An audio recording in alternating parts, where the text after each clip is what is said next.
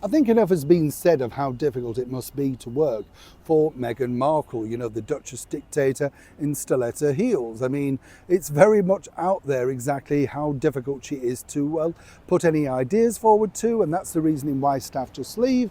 Apparently people like Prince Harry, and he's an affable sort of guy. No businessman, but an affable sort of character. One might suggest, of course, hoping to simply keep the peace as everything explodes around him. Yes. Well, the bottom line is, Meghan recently, as I told you, was asked very politely in fact, to see if she could make her way back to social media because her employers, predominantly Netflix, realised the value of literally being on social media. As I told you, many big productions are now cast from that particular format. If you've got a lot of followers, you could in fact get a very big part in a drama simply because they think that your particular following will want to watch what you're in, and it makes sense. But now Meghan, as you know, well, teased about coming back to Instagram. Do you remember over a year and a bit ago now when she did that very wacky, weird interview with the little red New York magazine, The Cut? And then, of course, she decided to re-emerge on social media earlier this year at the launch of the ill-fated American Riviera Orchard. And that was a damp squib because, as I told you, they told her that she'd have at least 1 million followers within, a matter of hours, possibly minutes.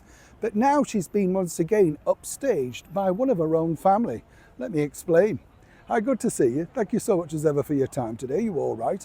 Now, it's a difficult thing. Oh, we haven't had a wave, have we? Sorry, we'll have a quick wave. I'm just very careful on this grass here. It's a little bit lumpy. Yeah, well, you don't want to fall over, twist your ankle, do you? No, I'll move out a little bit. Yeah, well, it's a little bit delicate. By the way, the building behind me, if you're thinking, guess who lives there?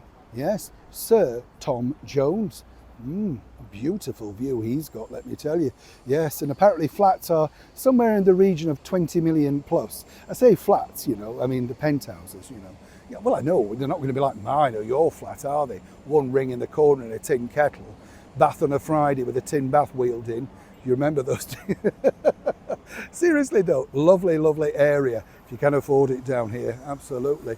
Back as ever though to your royal story of the day. Yes, Meghan Markle not keen really to fully submerge herself back into social media yet, to be upstaged by a nemesis of Prince Harry. That's right, Queen Camilla. Now, what's happening is this, her book club is truly taking off, but not actually with the age group that you think, with younger people, the Generation Z as they call them. Now, here's where it gets really interesting because, you know, I like the fact that she does this. You know, I'm a book reader, I like picking up a book, not too keen on the electronic Kindle thing. I can see the value of it if you're going on holiday and stuff like that, but there's nothing like a book, is there? You know what I'm saying?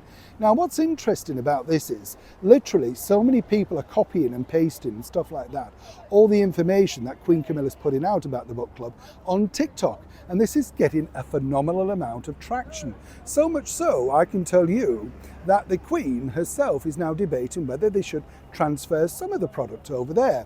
Now, like you and me, you know, she's not totally across everything digital, and it had to be explained exactly what TikTok was and the power of it, all that sort of stuff. All she really wants out of this is for people to pick up books and enjoy them and get back into the habit of reading. Maybe put down that tablet, put down that phone and actually flick through a book. You can understand it, right?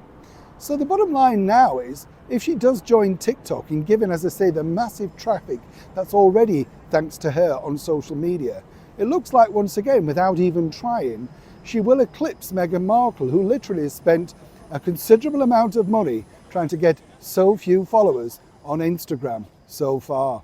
Looks like the battle of the social media queens could be heading literally head to head. Who's your money on?